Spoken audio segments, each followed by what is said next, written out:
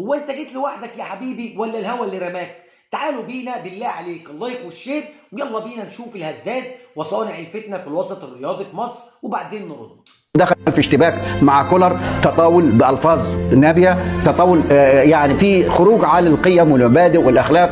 انا الكلام اللي حصل ده في معسكر الاهلي بهديل المهندس عبد القيعي اللي بيقول لك احنا خدنا امام عاشور عشان نأدبه. طب ما أدبتش كهربا ليه؟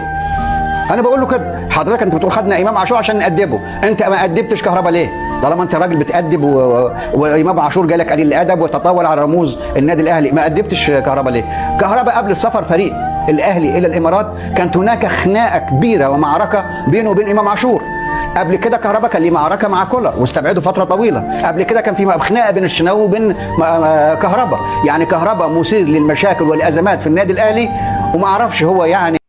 طيب يا هزاز يا صانع الفتنه في الوسط الرياضي، عدل القيعي لا شايفك ولا سمعك.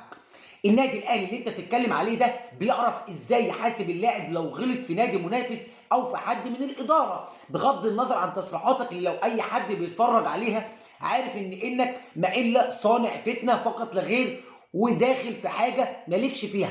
طيب كنت انت فين واداره نادي الزمالك لما كان امام عاشور عندك وكهربا وكان تربيتك وامام عاشور طلع وغلط في النادي الاهلي ورموزه ومحدش طلع وحاسبه؟ النهارده دخل على مدرسة تانية من المبادئ والقيم والأخلاق والتربية، بيعرف النادي الأهلي يحاسب وجماهيره بتعرف ترد على أشكالك هزازين الرؤوس وصانعي الفتنة. لما نحتاج فتان هنبقى نبعت نجيبك وانت معروف.